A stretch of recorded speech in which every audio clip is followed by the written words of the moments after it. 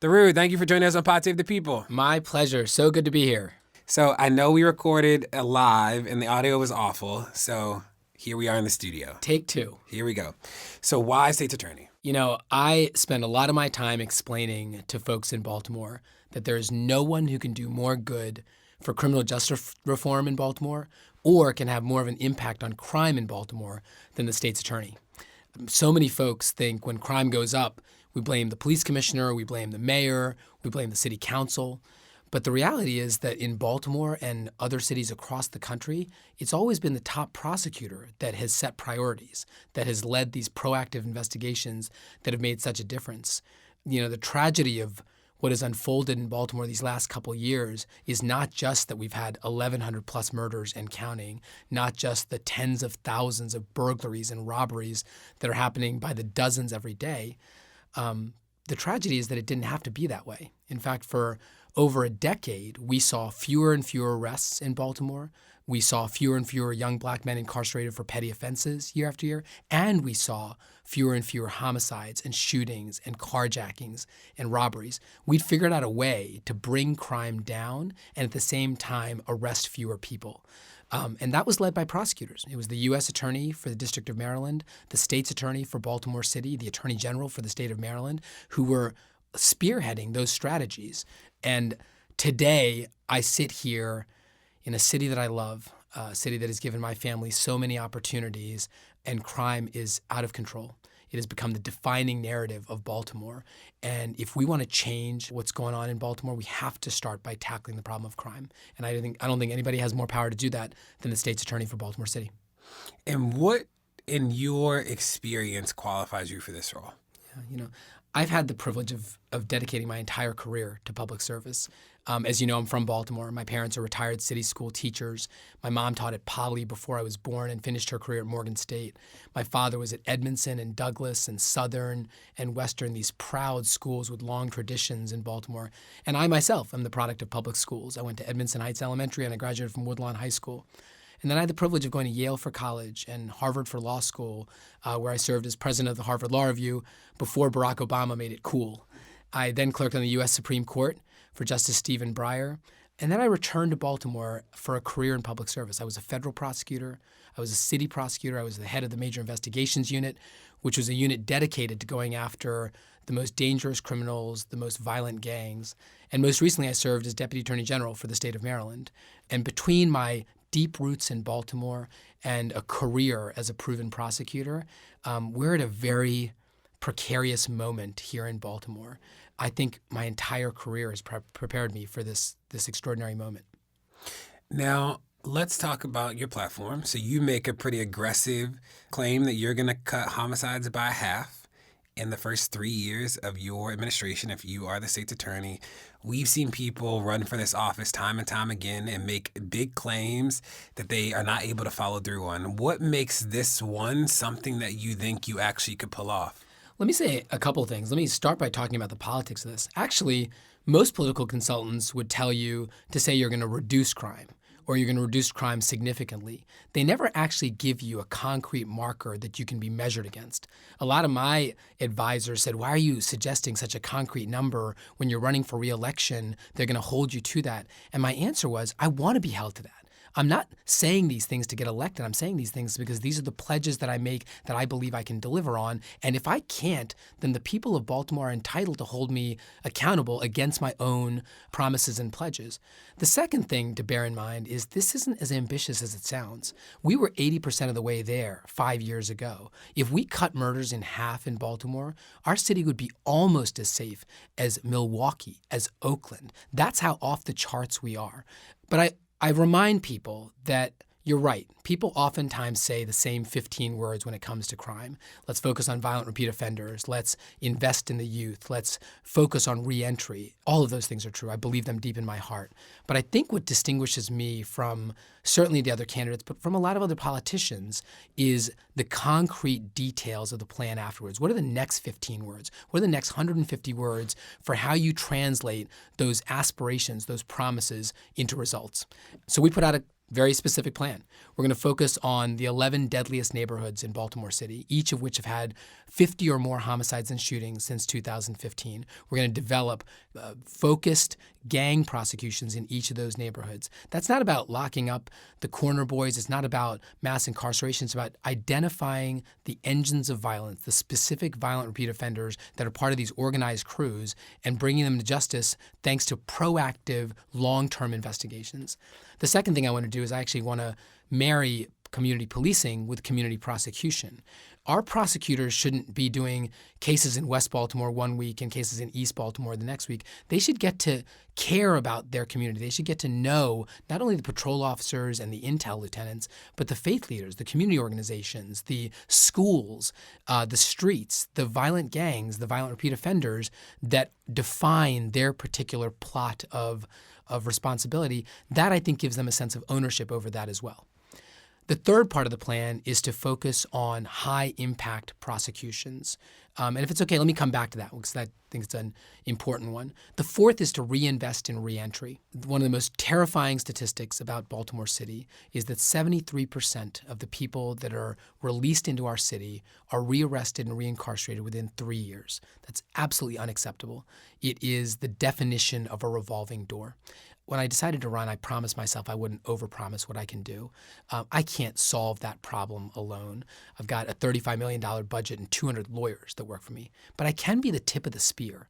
I can go into prisons not 6 days before people are released, but 6 months before they are released, and sit down and talk with the most at-risk inmates, 25, 35 of them, and say, gentlemen, a lot of them will be young black men, we got some bad news and we got some good news. The bad news is that you are at greatest risk of being killed or killing someone else within a year of your release.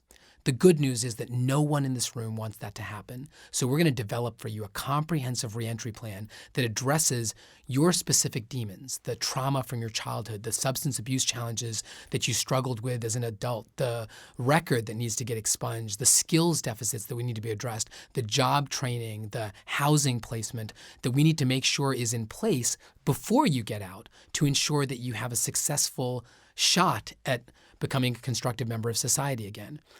That prosecutors can do. That's something that prosecutors have been doing in the outside of prisons. There's no reason we shouldn't be playing a role when it comes to reentry as well. The last part of the plan is really important because we have to stop prosecuting victims of addiction and victims of trafficking for petty offenses.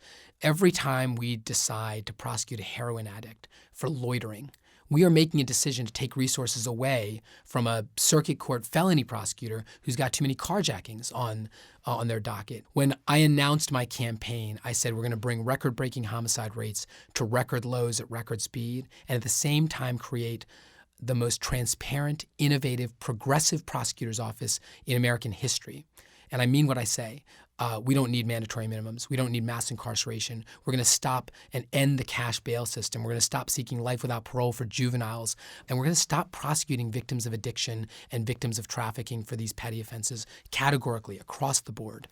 And one of the reasons why that's so important for a city like Baltimore is those are resources we can reclaim to focus on what I referred to earlier as high-impact prosecutions. A couple years ago, a reporter with the Baltimore Sun found that Baltimore had one of the highest lethality indexes in the country. So in most American cities, even the most dangerous ones, 1 in 5, 1 in 6 shootings ends in death. In Baltimore, it's 1 in 3. And this reporter said, I don't understand. We've got Johns Hopkins, one of the best hospitals in the known universe on the east side. We've got a level 1 shock trauma center at the University of Maryland on the west side where some of the best surgeons in the country come to train. Why are our shootings more fatal than other American cities? Well, he looked at data nobody had ever looked at before, and he figured it out. Turns out Baltimore has a higher percentage of headshots than any other American city. Baltimore has a higher average caliber weapon than any other American city. And Baltimore has more casings per crime scene than other American cities. Quite literally, our shooters are using bigger bullets, more bullets, and they're finishing their victims off with headshots. Again, that's terrifying, but there is an insight there. There's an opportunity there. Because in 2015, 3 years ago, we had 344 homicides, nearly 250 of which are unsolved today. It's a terrible clearance rate. Again, I can't go and solve all of them, but what I can do is create a cold case unit of prosecutors, as I've pledged to do, to focus on those homicides that have the profile of being committed by a serial killer. Because if you're using .40 caliber weapons and high capacity magazines and finishing your victims off with headshots, that's not your first crime. It's not even your first shooting. You've done it over and over again. And we can bring a measure of justice not only to that family, but we can prevent 2 or 3 or 4 more. Those are the kinds of things that we can do to create a progressive office, but also a more safe city. Now, how did you get to half? Yeah. Is it the aggregate of all those things you think just sort of adds up to half? How'd you get to that? Yeah, you know, between college at Yale and Harvard Law School, I spent 3 years at McKinsey. And we did lots of tables and graphs. And I want to be very concrete about this. Those 11 neighborhoods account for about 40% of the homicides in Baltimore City.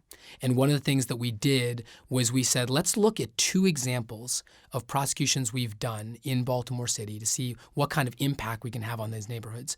And we made some assumptions. We said, if we were half as successful in those 11 neighborhoods as we were in Greenmount, in Cherry Hill, in investigations that I was involved in, here's the impact we could have with that particular strategy. And we made similar assumptions about each of the 5 strategies to find that we could get us to half.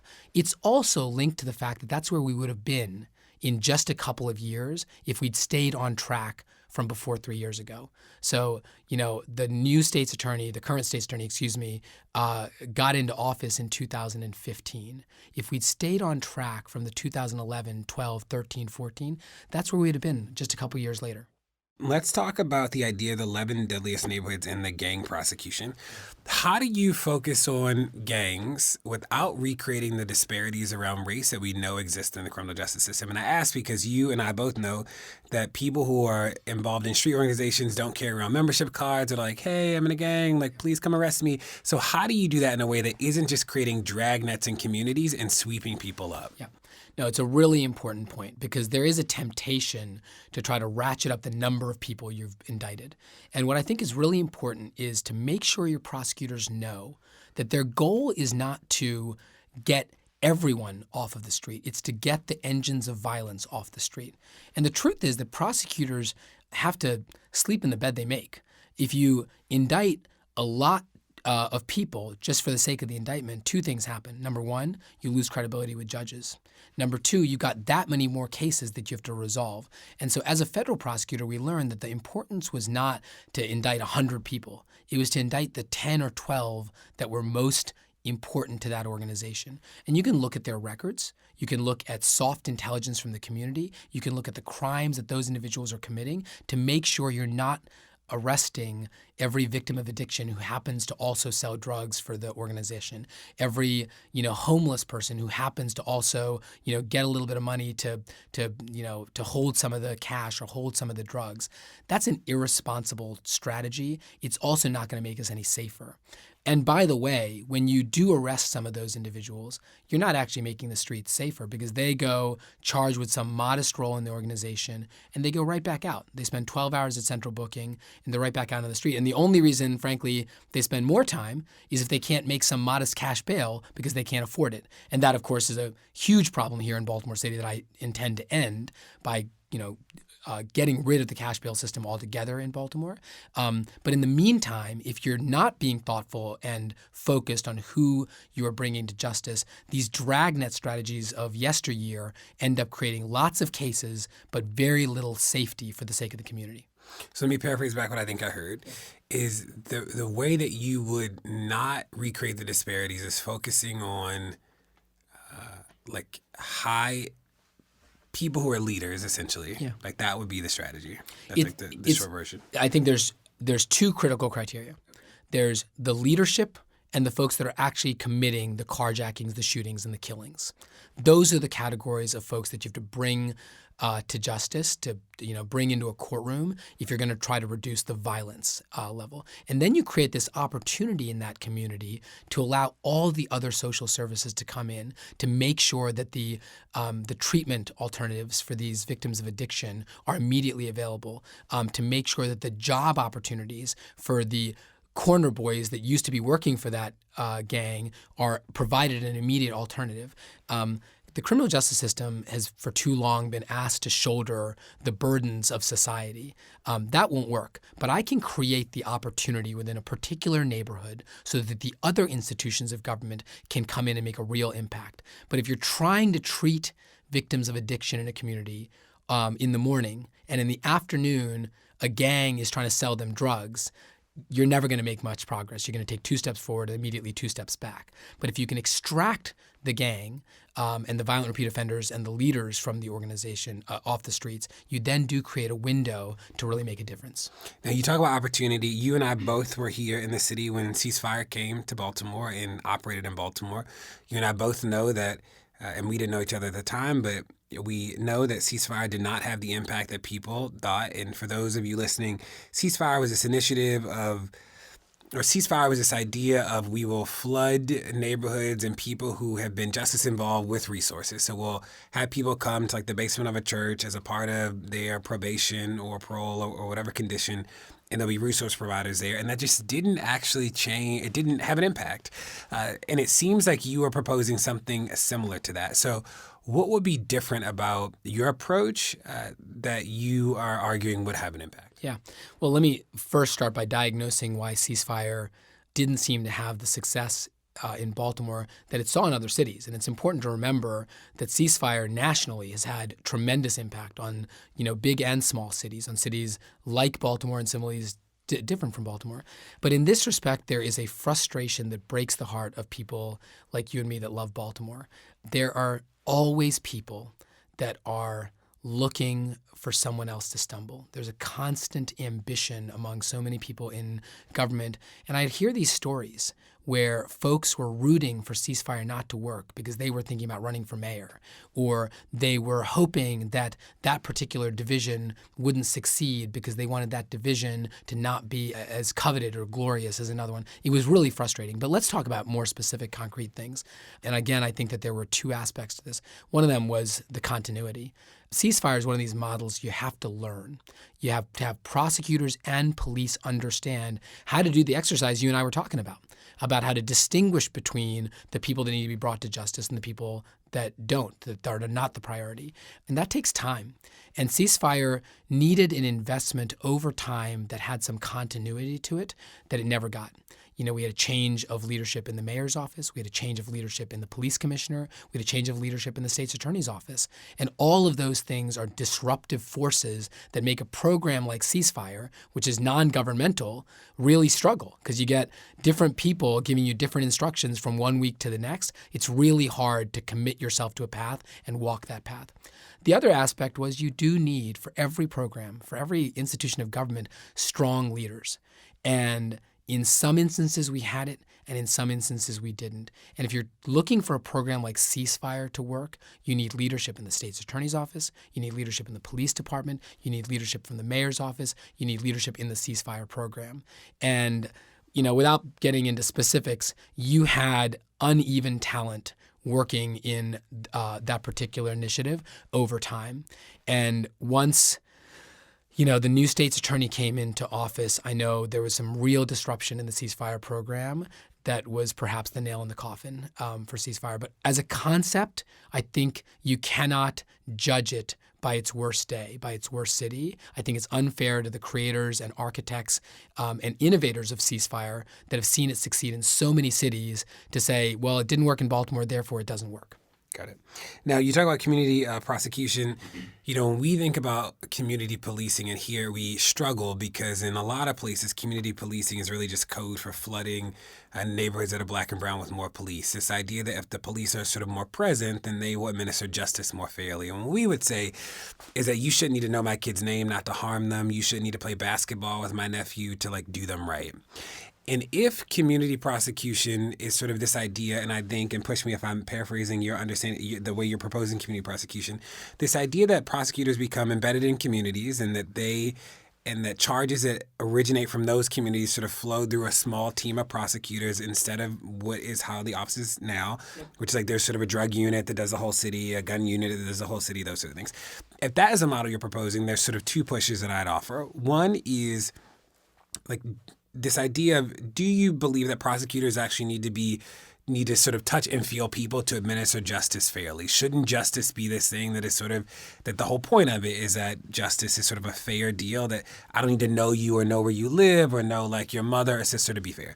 The second is, how do you make sure that you are not creating these fiefdoms around the city where prosecutors actually become the arbiters of justice because they are the only people who can deal with cases? So say, for example, the prosecutor just doesn't like me or my sister or my father, and like every time we get charged with anything, it is going through this small set of people. They could actually wreak havoc in a way that is seemingly logistically impossible right now.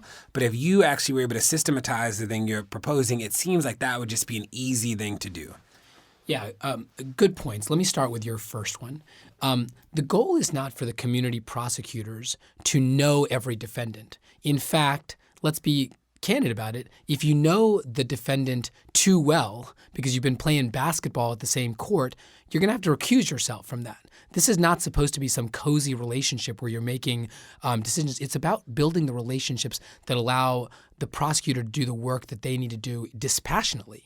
They need to know the patrol officers so they know which officers they can turn to for intelligence about a particular drug organization. Yeah, they need to know the organization so they understand that the problem in a particular neighborhood is a burglary crew versus a drug crew.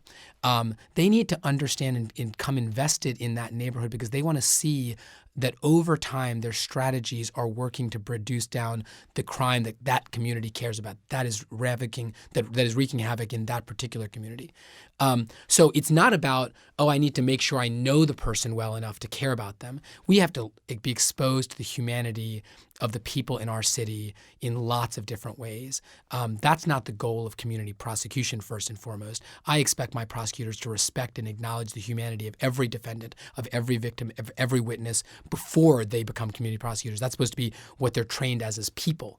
But I do think it's important for them to understand the streets, the neighborhoods, the gangs, the faith organizations, the nonprofits. And let me just give a really concrete example.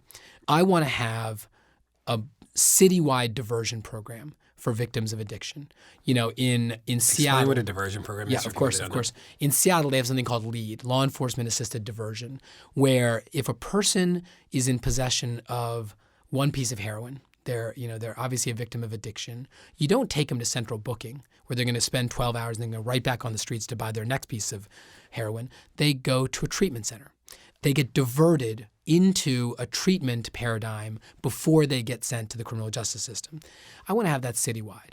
Now, if you've got a patrol officer who, in the first month of my new policy is not following that protocol, the first part of that is to make sure that their supervisors understand that that's the new policy and the like. But the other part of it is to make sure that the patrol officer understands that there's a methadone clinic 3 blocks north of there, understands that there is a housing alternative 4 blocks to the west. We actually developed, the campaign did, an app that's available on our website, therooforbaltimore.com, where you can see every support service and treatment provider in Baltimore City in your neighborhood. It's a Google interactive map. You can zoom in on it. Those are the kinds of things that a prosecutor gets to know if they've been invested in the Eastern District of Baltimore 1 year after the next. To your second question about whether or not they start becoming the arbiters of justice, I think the solution to that risk is to make sure we have clear, enunciated, written policies for the office across the board. When I was a federal prosecutor, I was always troubled by the idea that whether or not a gun defendant would be subject to a 15-year mandatory minimum or not might be the spin of a wheel to see which prosecutor got the case. That troubled me. It seemed like unjust not only to have a mandatory minimum, but also to have some people subject to mandatory minimums versus other people not subject to the 15-year mandatory minimum, depending on who the prosecutor was. And part of the solution to that in Baltimore City is to make sure that there are clear policies that articulate what we charge and what we do not charge.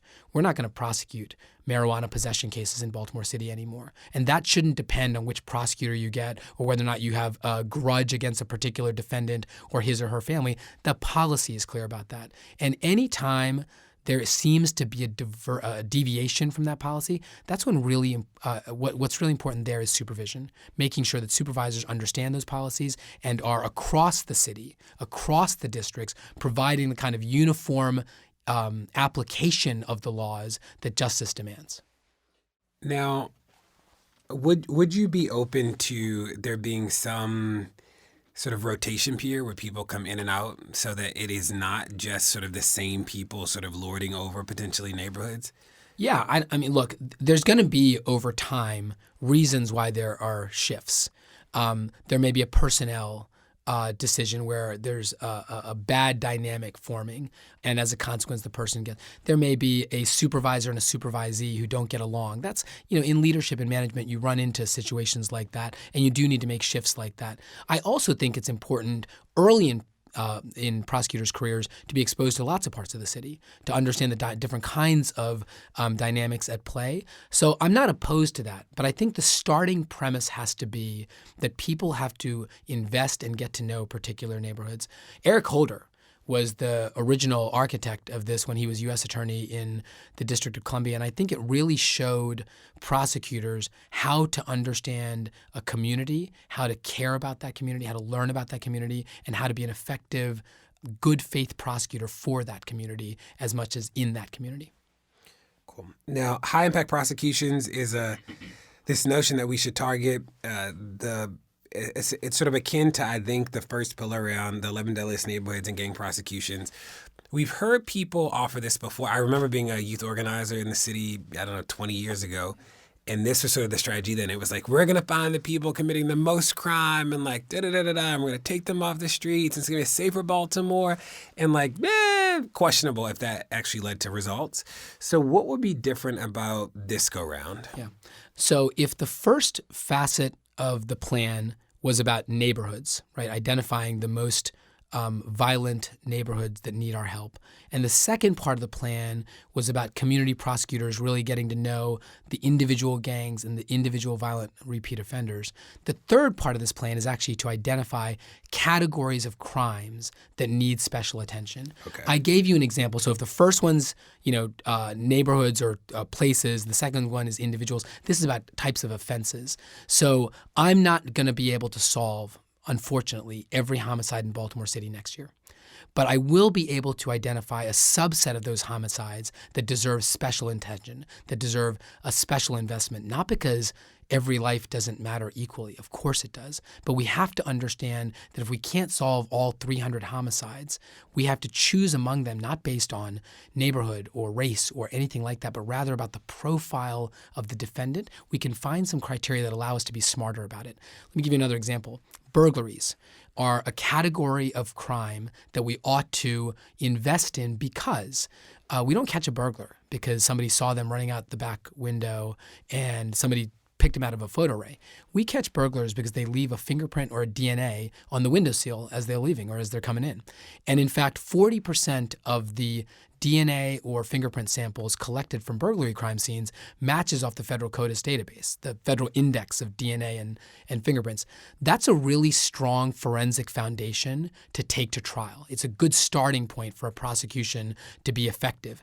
As a consequence, we ought to make sure that we're taking those cases seriously. People think, oh, it's just a burglary. It's not as bad as a shooting or a carjacking or a killing. Those are extraordinary invasions of privacy that put people at real risk. And those are also a category of offenses that we can focus on. So it's not even the individuals. It's actually not looking at the record. It's more focused on the category of offenses as a starting point. And why can't we solve all 300 murders? Like, why can't you solve all the murders? Maybe I spoke a little too soon because in Baltimore County and in other jurisdictions, there are jurisdictions that have a 90-95% clearance rate. In 2015, the clearance rate was 29%. I think in the city of Baltimore. In the city of Baltimore. I think on day one to suggest that we could throw the kinds of resources we need to homicides to try to solve all of them is a bridge too far, even for my ambitious plan. I think we can solve a lot more, but I think that there is some work to be done that we can't be unrealistic about that in day one. Now, you and I both, all of us lived through the gun task force trial. What would you do about the violence of the police? Yeah. A couple things. First, we're going to create a civil rights division to root out corruption, to focus on police misconduct, to prosecute abuse of force cases by the police department. But that, again, is the headline version. Let's talk about some specific things we can do. I want to develop early warning systems for police misconduct. One of the overlooked features of this terrible fraud, this terrible corruption that had been perpetrated by these 8 officers was the $1.3 million that they collected in overtime over the course of their conspiracy. What's interesting about how much they collected is not just, the overall magnitude of it, but also that about $750,000 of that overtime was collected in 2 years, the first 2 years of Miss Mosby's administration. That's a red flag that ought to be jumping out if you're looking for it. But of course, nobody was looking. It's like a suspicious activity report by a bank. Somebody takes a big transaction from a bank. You want to look a little bit more closely. There may be a legitimate reason for it. They may have earned that overtime, but you want to take a closer look. I want to develop simple early warning systems like that, as well as more sophisticated ones. I also want to dedicate a prosecutor to the training division of the police department. Historically, it's always been prosecutors that have given guidance to police about what is constitutional policing and what is unconstitutional policing. If there's a development from the Supreme Court, police officers aren't reading those cases. It's prosecutors' responsibility to understand, to digest those learnings and make sure that it's being transmitted to the police department.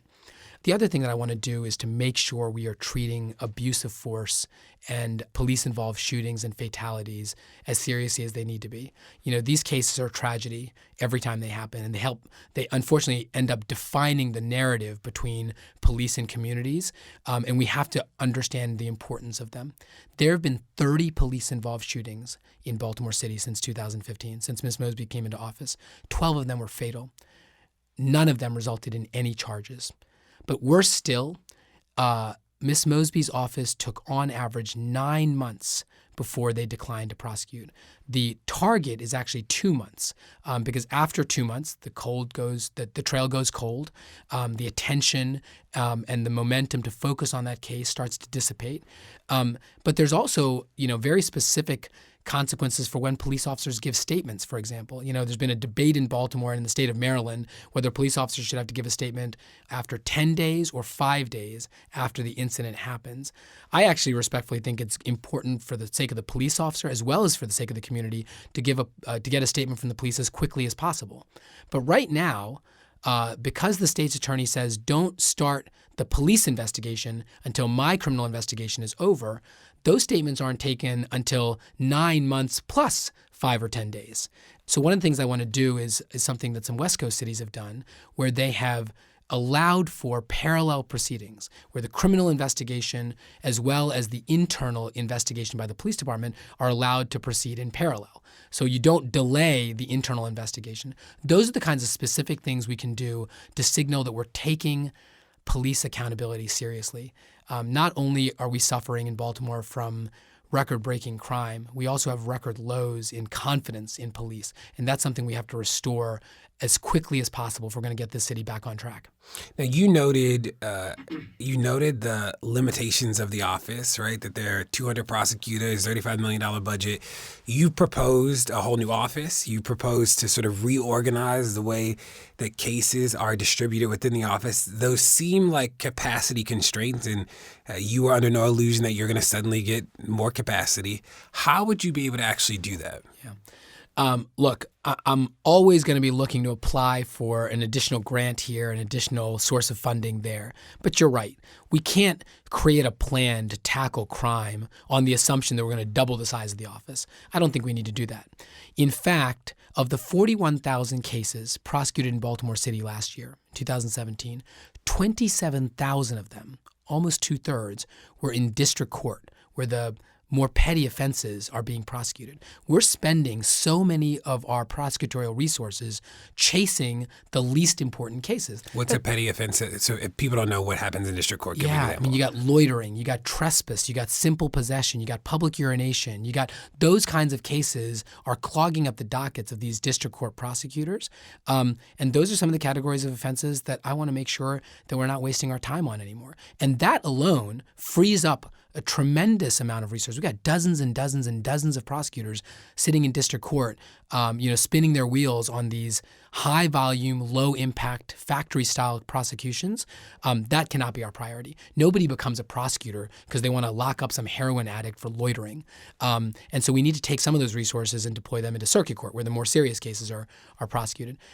Those are also a place where we can get some of the resources for something like the Civil Rights Division. But be clear, there's going to be some cases where we're going to need to seek a federal grant, some state funding to create a training division, for example. So when I'm talking about dedicating a prosecutor to the Baltimore City Police Department to help them with what is and what is not allowed as a police officer, that's the kind of role that I ought to be able to find some additional funding from philanthropic and foundation sources, from federal burn grants, from state GOCAP funding. Those are all sources of funding that I think are available. But again, we don't need to grow the office to be effective. We need to reprioritize where we're spending our resources. Now let's talk about bail. So the courts have administratively sort of ended cash bail in the city of Baltimore. What we know from the first sort of wave of data that's come out is that it looks like more people are actually being detained than were detained when there was cash bail. There's some people that argue that the bail bondsmen here weren't as bad as bail bondsmen other places, and that this system's sort of not a bad system. So what's your approach to bail? Yeah, I mean, let me start with the bottom line. I think the cash bail industry has been a predatory racket that has preyed upon minority and poor communities for too long in Baltimore and across the country. And some of the arguments you're making are arguments that the bail bonds industry pays politicians, including some of my opponents, to make. I don't think there's merit to it. You're right that in this transition period, there does appear to have been an uptick in the number of people that have been held. But we've seen in other jurisdictions, Washington, D.C., some of the other states in the country that have gotten rid of cash bail in the federal system, that we can put in place risk assessment tools that allow us to distinguish between the person who does need to be detained versus the person that can be released on conditions that allow them to not pose a risk to the community and not have a risk of flight. So to the extent that there is a transition period in Baltimore City, that is understandable and something that we ought to really be focused on, but is not a reason to throw out the baby with the bathwater. Cash bail's got to end. And currently, I wish it was the case, DeRay, that cash bail was part of our history in Baltimore. I've heard Ms. Mosby, the current state's attorney, say, well, I've told my prosecutors not to recommend cash bail. That's a politician talking. What they do is this. The pretrial services person comes in and says, I recommend a $25,000 bail. And then the prosecutor says, I defer to the pretrial services person. They're not technically recommending cash bail. They're just joining in a recommendation for cash bail. When there's a bail review, the prosecutor, again, doesn't ask for a cash bail, but they recommend keeping the status quo, which happens to mean preserving a bail that is already in place. That's the kind of double talk that I think people in Baltimore and across the country are tired of. I want to end cash bail. There's other jurisdictions that have shown us that it can happen, that there's no dramatically bad impact on public safety, and is a much more fair system. And the arguments that you are articulating, I know those weren't your arguments, but they are the arguments that the bail bond industry has literally paid tens of thousands of dollars to both of my opponents to make. They're not accepted by the ACLU, by Eric Holder, by Maryland's Attorney General, and it's because we know that they're not true. I'm the only candidate in the race that has said I will not take $1 from the prison expansion industry, from the bail bonds industry, from these special interests that have turned the criminal justice system into a profitable enterprise. That was never the goal of the criminal justice system, and it certainly ought not be the goal today. And you and I both know that D.C. got rid of money bail in 91.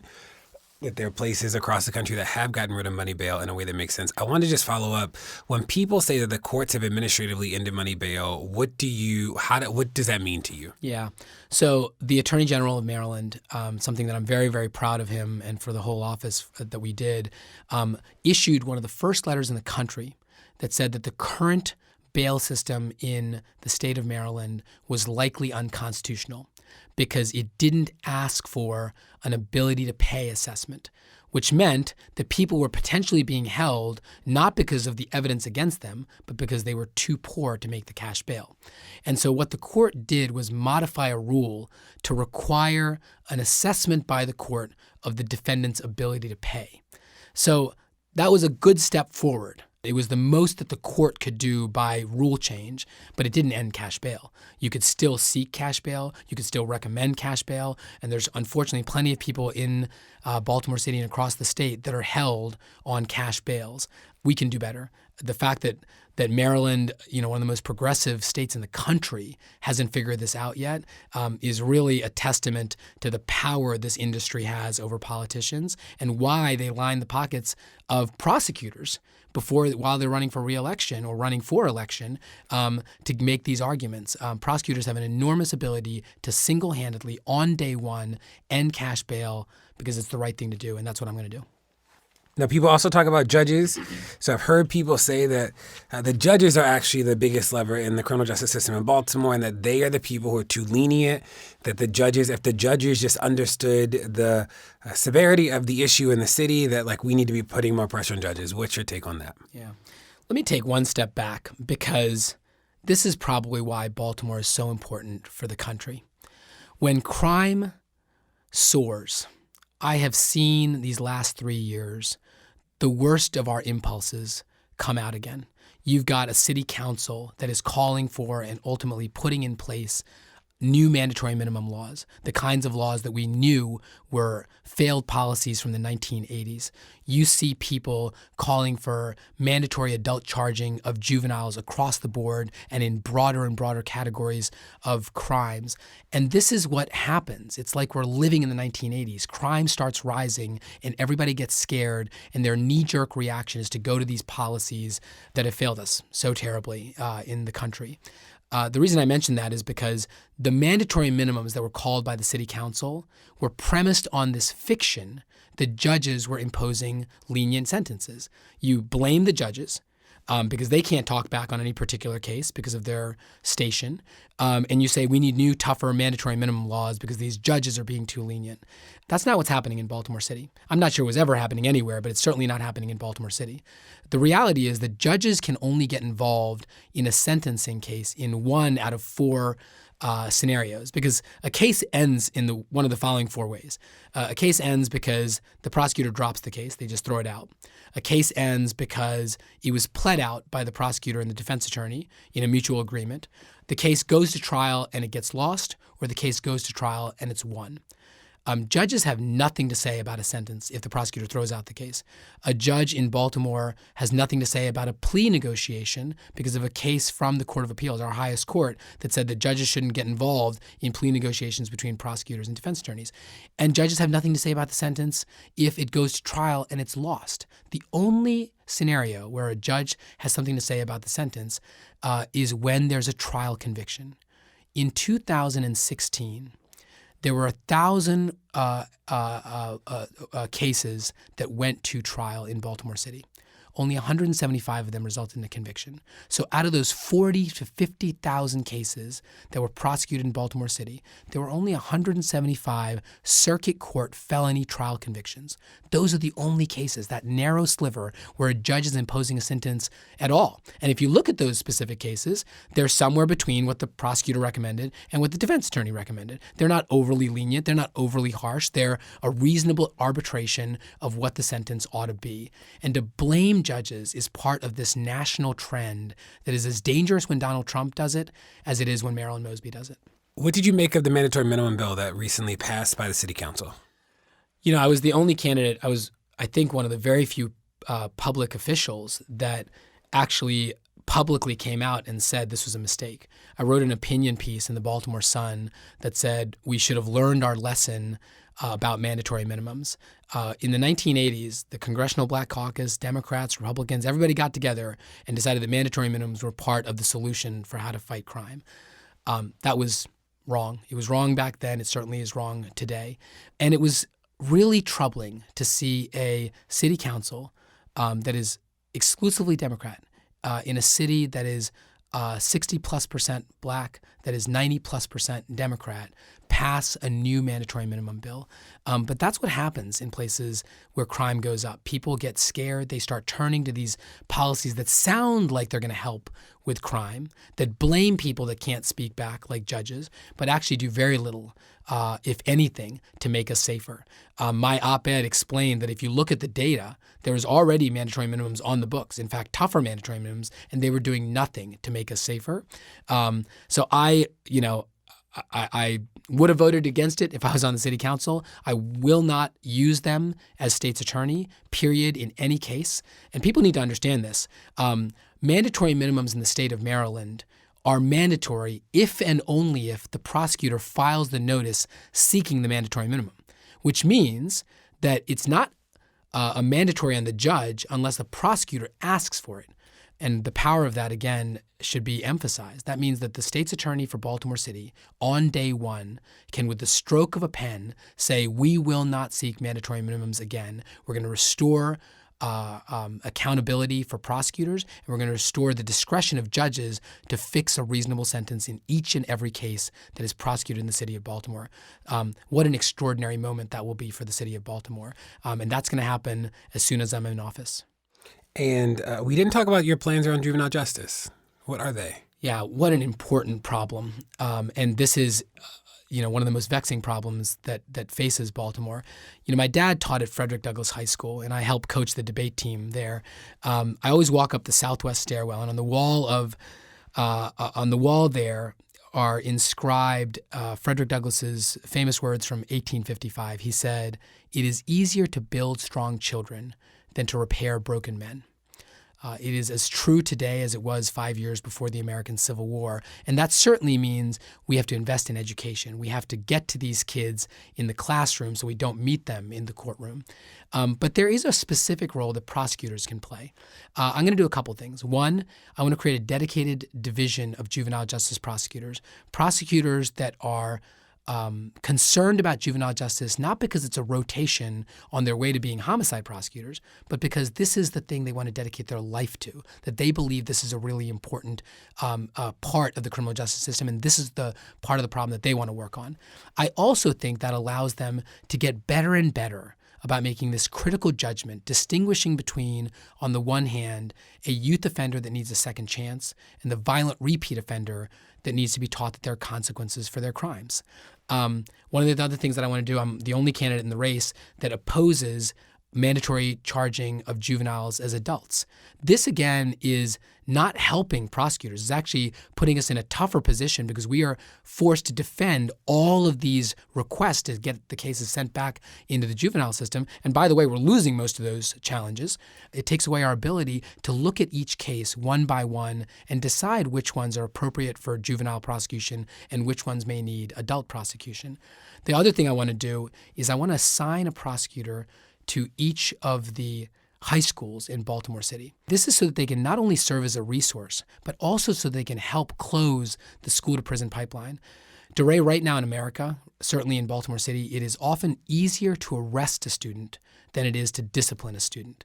Because of a Supreme Court decision from a long time ago that had some unforeseen consequences, there's all sorts of additional protections that make it a pain for a principal or a teacher to discipline a student. So instead, they just pick up the phone and they call the school resource officer or the school police officer to come and arrest the kid. I want to make sure that our prosecutors are stopping that. And so we will institute a policy that a kid for in-school conduct isn't prosecuted unless there is authorization beforehand from the designated prosecutor. And if the principal calls and says, we have a young man who brought a loaded .40 caliber gun to school, then certainly we're going to authorize charges. That is something that ought to be handled in the criminal justice system. On the other hand, if you've got a principal calling and saying, listen, this young man's been a troublemaker for too long, and today we had it. He flipped over a table and he spit at another student and he was cursing at the top of his lungs. We'd like him charged with disorderly conduct and second-degree assault and malicious disruption of property. I want my prosecutor in that case to say, I'm sorry, that is not something for this 15-year-old to enter the criminal justice system. That is something that the school disciplinary proceedings need to be used for. And so we're not authorizing charges because that is so much of what is fueling the school to prison pipeline. And we can bring that to an end in Baltimore as well. Now, we, as you know, this is again a push around capacity. Is that, I used to be the chief of human capital in the school system. We have about 180 schools. One prosecutor to each school is like your whole office. How does that work? So there's 26 public high schools in Baltimore City. You're only focusing on high schools. Only on high schools. That's right. A lot of this conduct that's where that's happening. That's not to say you won't have the same rule, but for the few number of cases that are causing arrest in the middle schools and the elementary schools, you can have the juvenile supervisor be responsible for handling those. And, a prosecutor may have 2 or 3 high schools. I don't think that overly burdens them. And by the way, these are cases they're going to have to handle anyway. In some respects, this gives them an opportunity to look at the case even before it comes to their desk as a charged case and say, yes or no, this is appropriate for prosecution. So in some respects, what you're doing is diminishing their workload by allowing them to turn off the prosecution switch even before the case gets started. And let's not forget, that has a huge benefit for the child, for the student. Because if the kid comes in with those arrest papers, that arrest is now part of their juvenile record. That means at some point they need to try to get it sealed. It means when they're applying for college, when they're applying for a loan, when they're applying for their first job, it may be something they have to disclose. It's a huge burden that was created for no good reason, and the prosecutor can stop that from happening before it gets started. People have a lot of questions about your involvement with the Anand case that was made famous by the podcast Serial. And they feel like you are aggressively prosecuting it, not in the name of justice, but in some sort of personal vendetta or attempt at fame. So I thought I would ask you about it. Because of the status of the case, I can't say much. All I will say is what we've said in open court. Some cases have triggered special attention and a lot of public attention. And the position that the state of Maryland has taken, that the Attorney General has taken, is not the most popular in some circles. But what is popular is not always just, and what is just is not always popular. And our responsibility as government officials, as prosecutors, is to do what is just, in this case, in all cases. And that's what we believe we are doing here. And there are also people who are concerned about a video that has surfaced or is around that seems to question your decision-making, and I wanted to ask you about that. Yeah, I appreciate the opportunity to address it. This is a video that was put out by a widely discredited right-wing attack group called Project Veritas. It's the same group that's gone after Acorn and Planned Parenthood, and they did here what they always do. They go after progressive causes, they go after progressive institutions and candidates, and they put together this, doctored video that suggests things that just didn't happen. The Attorney General's office confirmed that there was no merit to the claims that they put out there. But this is 3 years ago. I understand it's politics, and my opponents have tried to weaponize it. But we're not going to be distracted by that. The issues in Baltimore are too important. They are too acute. There are real opportunities to create reform in Baltimore, and that's what I'm focused on. Thanks so much for joining us today on Pod Save the People, and that's it. Thank you, DeRay.